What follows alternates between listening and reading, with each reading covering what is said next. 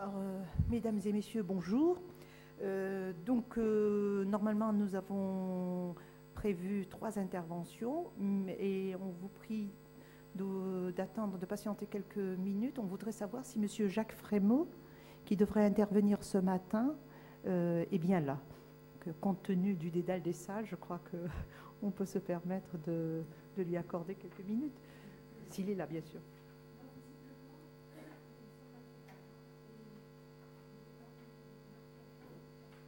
Ah, d'accord. Merci, merci. Bon.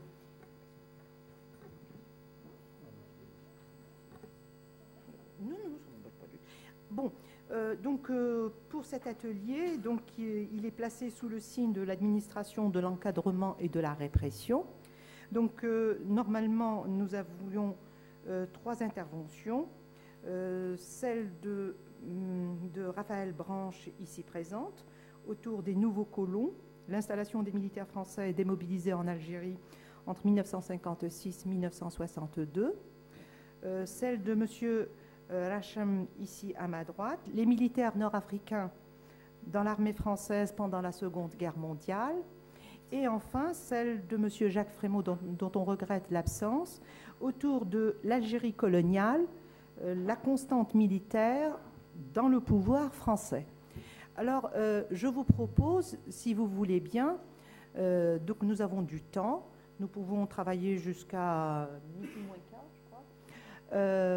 J'ai la communication de M. Jacques Frémaux. Si vous voulez bien, je peux la lire. Est-ce que vous êtes d'accord? Voilà. Elle est assez courte, donc je pense que je ne trahirai pas du tout l'esprit. Si vous voulez bien, je crois pour gagner du temps, peut-être pour la discussion, nous commençons.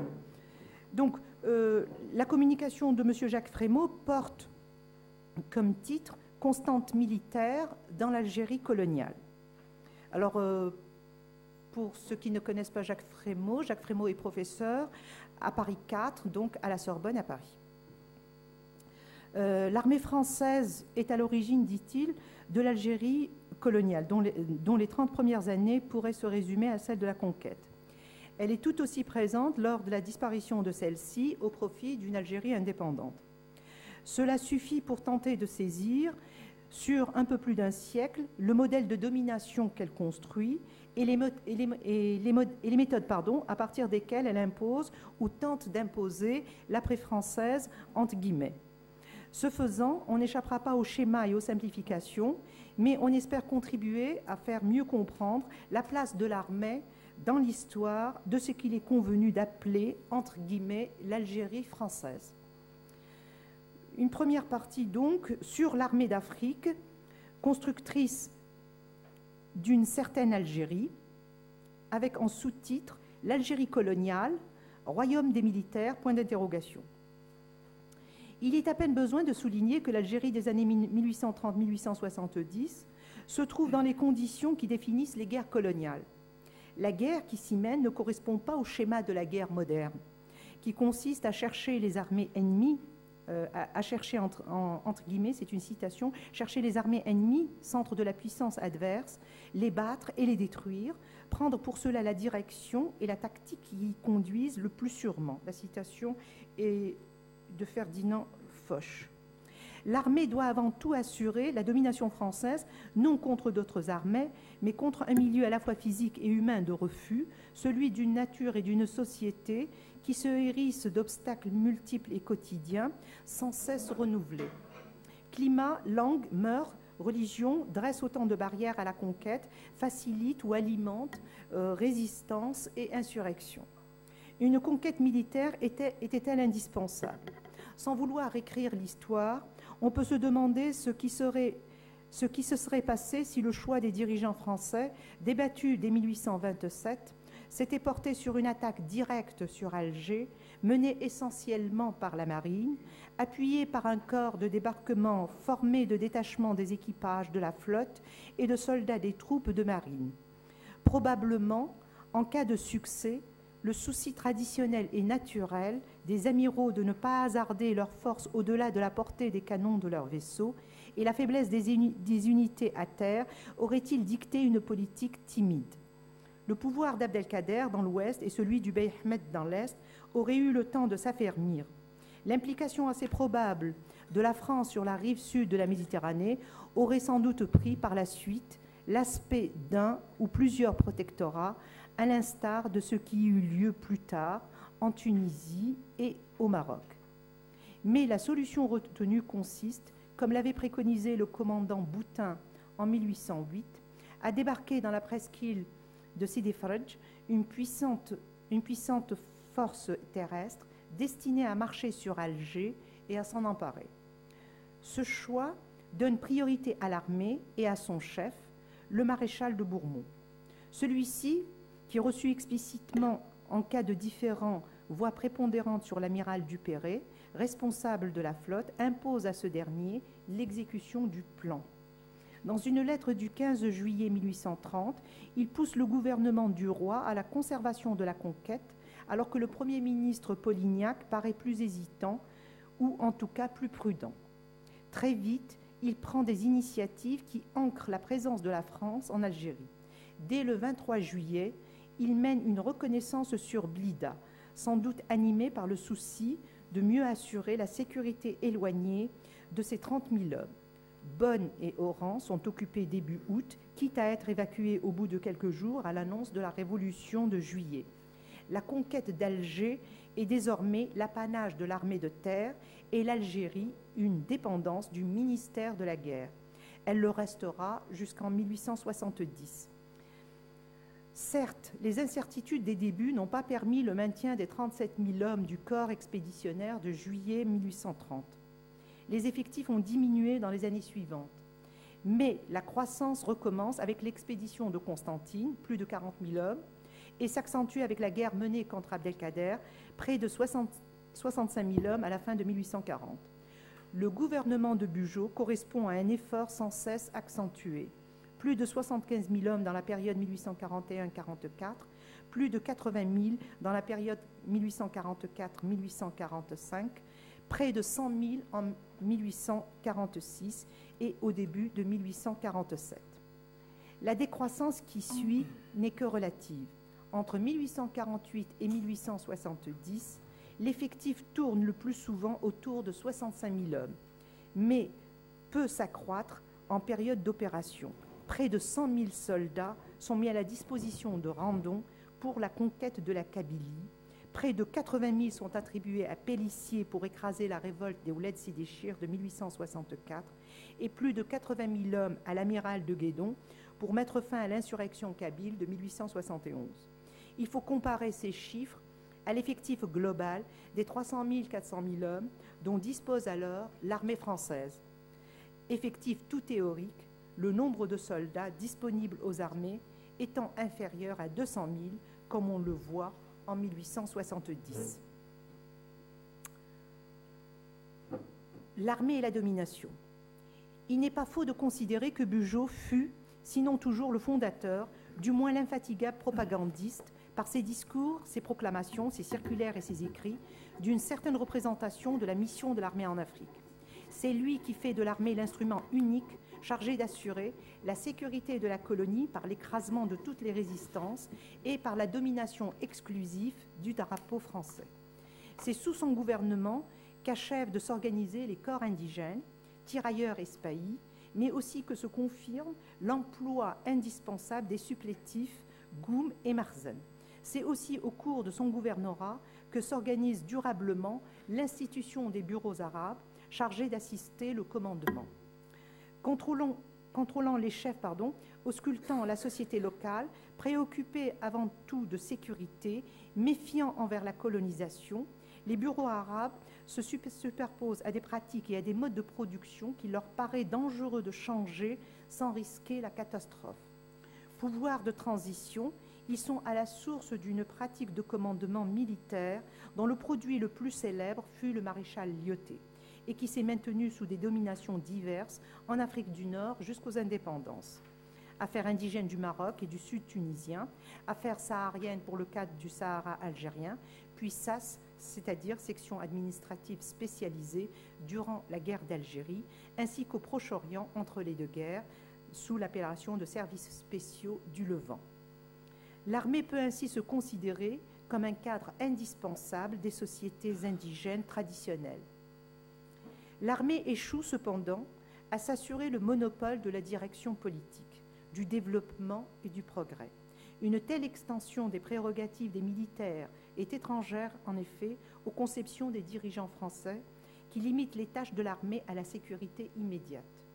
Les colons français, pas plus que ceux d'Amérique, ne peuvent envisager de vivre sous un contrôle bureaucratique arbitraire. La colonisation militaire telle que l'a souhaité Bugeaud, inspirée des expériences romaines, autrichiennes ou russes, ne reçoit pas l'appui des autorités et les quelques projets qu'il présente n'ont guère de succès. La mise en valeur s'opère sous la pression des colonistes sur un mode de propriété privée de nature capitaliste et dans un cadre d'assimilation qui place le pays sous la dépendance étroite des fonctionnaires puis des élus des civils européens. Le pouvoir militaire ne subsiste plus qu'à l'état de survivance, administration saharienne en particulier. Il n'en a pas moins profondément marqué le pays et nombre des institutions imposées aux indigènes, entre guillemets, ont hérité de ces prérogatives. L'armée qui conserve le nom d'armée d'Afrique, héritée de la conquête, ne conserve pas moins une image très forte. L'Algérie, terre à soldats. Les conquêtes coloniales qui suivent celles de l'Algérie ont constamment fait appel à l'armée d'Afrique. Troupes très largement ou exclusivement professionnalisées avant 1914, tirailleurs, zouaves, légionnaires, spahis ou chasseurs d'Afrique se battent non seulement en Tunisie et au Maroc, mais à Madagascar, au Tonkin et au Dahomey. La Première Guerre mondiale les voit apparaître en nombre sur le front français. Après la guerre, elles contribuent à empêcher la chute des effectifs. Encore largement professionnalisées, très bien encadrées, les troupes nord-africaines comptent en 1939 au nombre des meilleures troupes françaises. Les années 1943-1945 constituent une sorte d'apothéose. Malgré les lourdes pertes subies en 1940, leurs chefs sont capables de recréer, à la faveur de l'armistice, tous les éléments nécessaires à une reprise du combat. Les troupes d'Afrique du Nord, associant Européens et musulmans, en proportion équivalente, ont gagné sans doute leur plus beau titre de gloire au cours des campagnes successives de Tunisie, d'Italie, de France et d'Allemagne, sous les ordres de Juin, de Lattre et Leclerc. Le terme d'armée d'Afrique, bien que non officiel, leur restera attaché au moins pour ce qui est du corps expéditionnaire français, d'Italie et de l'armée B, devenue première armée française, qui débarque en Provence en août 1944, remonte la vallée du Rhône et mène la dure campagne d'Alsace avant de franchir le Rhin et d'atteindre le lac de Constance en mai 1945. L'armée d'Afrique semble donc offrir le modèle d'une réussite exemplaire, réponse éclatante aux adversaires de la colonisation et aux critiques de l'œuvre française entre guillemets en Algérie. Elle apparaît comme la contrepartie de tous les efforts, humains et financiers, accomplis par la métropole pour mener la conquête. Elle affirme un idéal de coexistence, en nivelant les hommes de toute origine sous une même règle et en fonction d'une seule mission, tout en respectant certaines différences, en particulier certains codes vestimentaires et certaines obligations religieuses. L'inépuisable série d'exemples de dévouement et de sacrifice que présente son histoire paraît suffire à légitimer une pratique et à justifier le refus d'abandon des populations proclamées totalement acquises à sa cause. Par certains côtés, elle peut apparaître comme une voie de promotion et une garantie sociale pour les anciens combattants musulmans. Ces résultats permettent trop souvent de passer sous silence des éléments moins positifs ou plus inquiétants, comme l'inégal accès au grade d'officier, le refus de l'attribution de la citoyenneté aux anciens combattants jusqu'à 1944, la surveillance particulière des unités musulmanes, jugées favorables à des mots d'ordre religieux ou nationalistes subversifs. Ces aspects échappent en particulier aux Français d'Algérie. Pour ces derniers, en partie d'origine étrangère, leur participation massive aux deux guerres apparaît comme une sorte de pacte liant leur petite patrie coloniale à la grande patrie métropolitaine. Pour eux, l'armée d'Afrique est un élément important d'une identité qui peine à se trouver, comme en témoigne à partir des années 50 la diffusion du chant « C'est nous les Africains », popularisé par la première armée française lors de la Libération. Il tire argument des nombreux engagements d'Algériens musulmans dans l'armée française et de la loyauté de ceux-ci pour se conforter dans la dangereuse illusion de l'adhésion massive du peuple algérien à l'Algérie française. Les nouveaux militaires, l'armée partout. Lorsque se produisent les événements du 1er novembre 1954, nul au sein du personnel politique ne paraît avoir sérieusement remis en cause la solution militaire. Comme lors de la conquête, s'impose très vite l'appel au gros bataillon qui culmine dans l'envoi du contingent en mars 1956. La fin de la guerre d'Indochine, mais aussi le règlement rapide des questions tunisiennes et marocaines favorisent cette solution qui aurait été difficile à prendre auparavant. D'environ 80 000 hommes pour les trois armes à la fin de 1954, dont environ 60 000 pour la seule armée de terre, on passe à près de 200 000 un an plus tard, à la fin de 1956. L'armée de terre comptant pour respectivement 150 000 et 400 000. Ce n'est qu'à l'extrême fin du conflit que s'amorce une décrue. Encore, les effectifs demeurent-ils de 360 000 hommes, dont 300 000 hommes pour l'armée de terre en juillet 1962. Cela représente environ la moitié des effectifs de l'armée française, mais comme un siècle plus tôt, une proportion bien plus élevée des effectifs réellement opérationnels. Que serait-il passé si, pour tenter de résoudre le problème, le gouvernement s'en était tenu à une police quelque peu réorganisée, appuyée par les forces de la gendarmerie ou les CRS, ainsi que par des unités légères et mobiles? Si on avait pu appliquer rapidement un programme analogue à celui que préconisait, avec d'autres, Georges Boris, le conseiller écouté de Pierre Mendès France, épuration d'administration algérienne, pour en éliminer les fonctionnaires jugés entre guillemets notoirement colonialistes et racistes, reconnaissance effective des libertés de presse, sauf les provocations à la haine, des libertés syndicales et individuelles, des droits de la défense, liquidation des camps de concentration, entre guillemets termes auxquels il faut donner leur sens premier de camps de détention, et toute une série de mesures très rapides destinées à affirmer une volonté irrécusable d'adapter la présence française à la nécessaire promotion de la population autochtone à une condition qui garantisse ses libertés et sa dignité. Il serait évidemment très naïf de s'imaginer que de telles méthodes auraient pu rétablir une paix immédiate. Il est probable que le FLN aurait pu s'organiser encore plus vite dans les domaines militaires et politiques, poussant ainsi ses revendications d'indépendance en s'appuyant sur les organismes élus, ralliés par conviction ou par force. Sa victoire en eût été sans doute accélérée.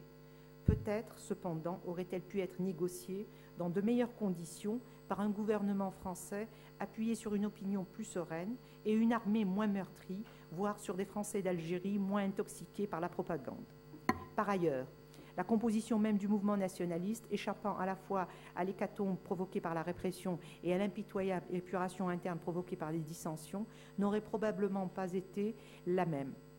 Des solutions de compromis auraient alors eu quelque chance de se faire jour. Au contraire, l'appel à l'armée et son engagement croissant dans la guerre amènent à privilégier de plus en plus la pacification entre guillemets comme condition préliminaire à toute négociation. Le destin de l'armée et celui de l'Algérie apparaissent de nouveau comme très fortement liés.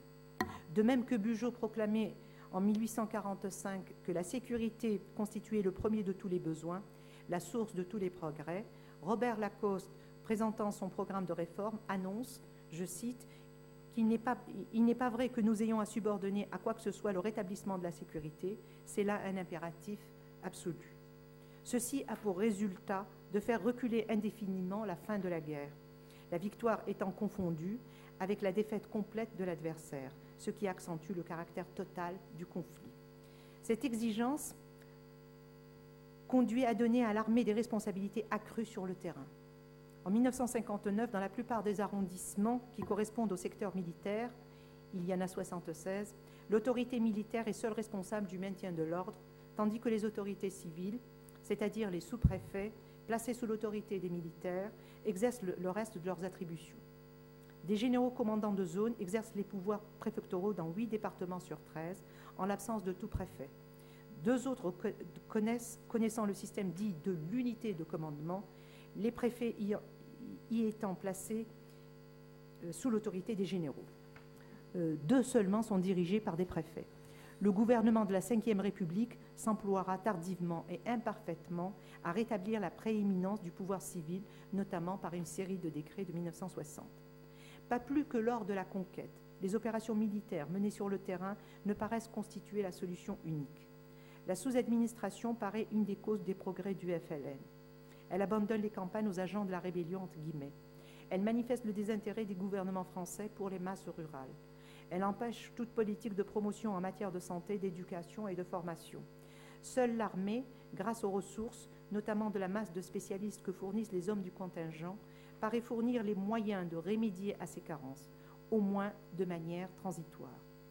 Les officiers des SAS, affectés à environ 700 centres ruraux, fournissent le maillage administratif nécessaire à la reprise en main. Les services de santé militaires assument des tâches d'hygiène publique. Des soldats ouvrent ou rouvrent les écoles, d'autres assument des tâches d'animation sportive. Une certaine Algérie française. L'armée ne se prévaut pas d'un autre programme que celui de continuer à ce que le drapeau français soit seul à flotter sur l'Algérie, ainsi que l'avait proclamé Bugeaud un siècle plus tôt. Ces cadres affectent autant par éloignement pour le milieu civil que par déontologie de ne pas se montrer attachés à un programme politique précis. Dans un exposé d'octobre 59 aux officiers de son état-major, qui suit de peu le discours du général de Gaulle sur l'autodétermination, le général Schall proclame « Nous nous battons tous ici pour que l'Algérie demeure française et la plus française possible, même s'il paraît prématuré de choisir, je cite encore, entre les 10 procédés d'intégration, les 15 procédés de francisation ou les infinis procédés d'association. » Il ne faut donc pas s'étonner qu'ils se rassemblent alors autour de la formule que le général Elie, chef d'état-major des armées, les invite à prendre comme idée force: la France n'abandonnera jamais l'Algérie. D'autant plus que le général de Gaulle, dans un entretien accordé au chef d'état-major le 3 mars 1959, lui aurait donné son accord, qu'aurait complété celui du Premier ministre. S'ils sont avant tout attachés à gagner la guerre, les cadres militaires souhaitent, par-delà les slogans, une politique enfin généreuse de la France en matière de développement économique, de politique scolaire, médicale, mais aussi de formation professionnelle et d'émancipation de la femme musulmane. À l'instar de ceux de la conquête, ils sont loin de penser que la mission exclusive de l'armée est d'être au service des intérêts des Français d'Algérie, même s'ils ne leur refusent pas leur sympathie. Ils pensent surtout au sort de ceux qui se sont battus à leur côté ou à ceux qui se sont placés plus ou moins spontanément sous leur protection et qu'ils se sentent tenus à protéger des représailles du FLN. Certains se disent prêts à faire leur place dans l'Algérie nouvelle à un certain nombre de combattants des maquis. Même si tous ne partagent pas au même degré ces convictions, elles n'en constituent pas moins le fond de l'idéologie qui justifie leur présence et leur action. Cet idéal n'est pas forcément très différent de celui des bureaux arabes, et il bénéficie sans doute des moyens matériels supérieurs. Mais il s'impose dans une forme de guerre très différente. La gestion du conflit, de la guerre coloniale à la guerre subversive. Entre 1840 comme en 1960, la liberté et l'indépendance des Algériens sont également en jeu. On se tromperait cependant si, en rapprochant simplement les deux violences de guerre, on assimilait la guerre de conquête et la guerre de décolonisation. Certes, les deux types de conflits ont lourdement pesé sur les populations civiles algériennes.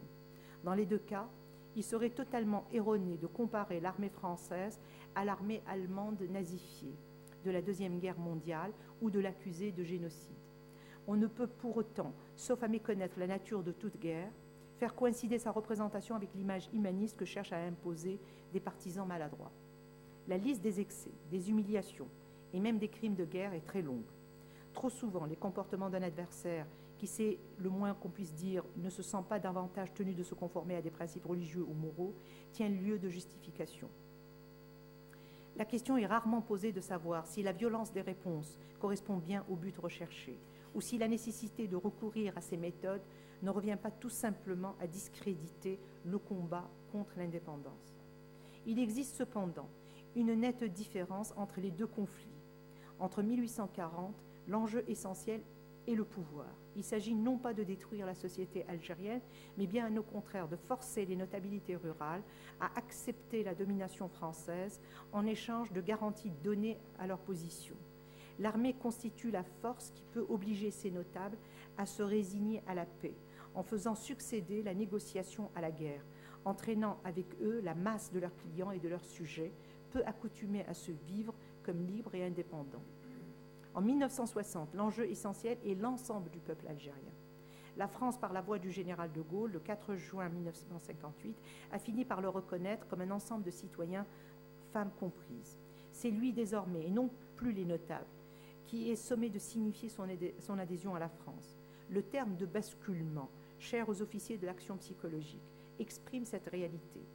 Il y a conflit de légitimité entre les organes représentatifs du peuple français qui se jugent fondés à exprimer ou au moins à relayer la volonté du peuple algérien et le représentant du FLN qui s'attribue l'exclusivité de cette représentation.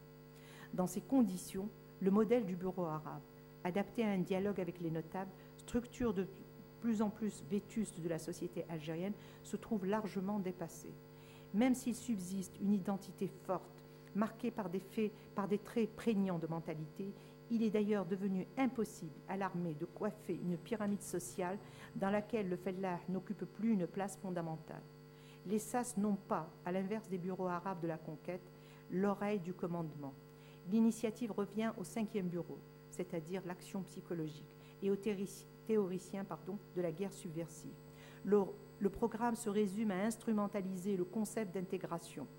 Ce slogan se construit à la fois dans le rejet du programme du FLN, dénoncé comme au service d'une idéologie arabo-islamique fanatique et liée au communisme, et dans le dépassement du système colonial proclamé injuste et périmé.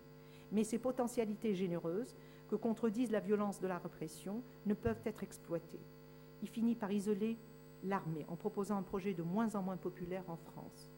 Comme le déclare le général de Gaulle dans un discours célèbre prononcé à Strasbourg le 23 novembre 1961, « Dès que l'État et la nation ont choisi leur chemin, le devoir militaire est tracé une fois pour toutes.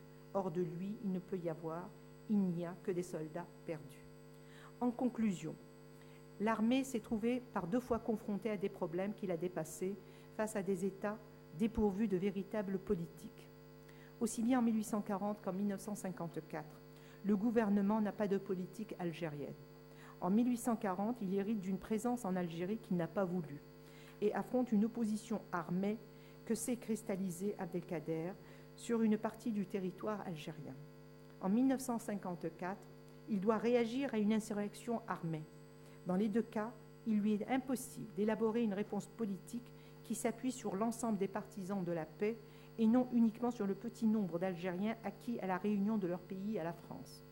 Il lui est impossible aussi d'accepter l'idée que la meilleure solution serait un repli en ordre. Sa seule réponse dans les 2 cas est de transférer l'affaire à l'armée. Celle-ci, très logiquement, réagit selon une logique de force et subordonne la politique à l'usage de celle-ci. Cette analyse paraît justifiée par le fait que, jusqu'à la fin, les gouvernements s'obstinent dans cette attitude. Lorsqu'ils se résignent à composer avec le FLN, ils excluent toute négociation avec les partisans de l'Algérie française et utilisent exclusivement des moyens militaires pour venir à bout de l'OAS, ce qui ne contribue pas à rendre plus facile la transition en Algérie. Ce transfert brutal du pouvoir à l'armée a été critiqué, on s'entend, par Lyautey. Celui-ci remarquait en 1911 combien était nuisible la conception d'un pouvoir civil et d'un pouvoir militaire complètement séparés. Il critiquait la manière dont les autorités civiles se déchargeaient en cas de crise grave sur le commandement militaire. Il dénonçait la tendance de celui-ci à s'empresser d'organiser un système de type métropolitain, lourd, coûteux, toujours avide de moyens plus importants, mais favorable à l'établissement militaire qui y trouvait l'occasion de multiplier les fonctions, les affectations et donc les promotions. Il en résultait un outil peu adapté à ses missions, mais d'autant plus destructeur qu'il tapait à l'aveugle, faute d'avoir affaire à un ennemi classique. Il en résultait forcément la grande casse, entre guillemets, la grande casse et la grande dépense. Cette analyse s'applique admirablement aux conflits algériens dans lesquels l'armée française dut affronter non une armée régulière, mais un adversaire pratiquant la guérilla et cherchant à unir les Algériens autour d'une identité nationale. mais la même analyse conviendrait à bien des conflits plus récents. Voilà. Donc, c'est la communication qu'aurait dû nous faire notre collègue Jacques Frémaux. Je vous remercie.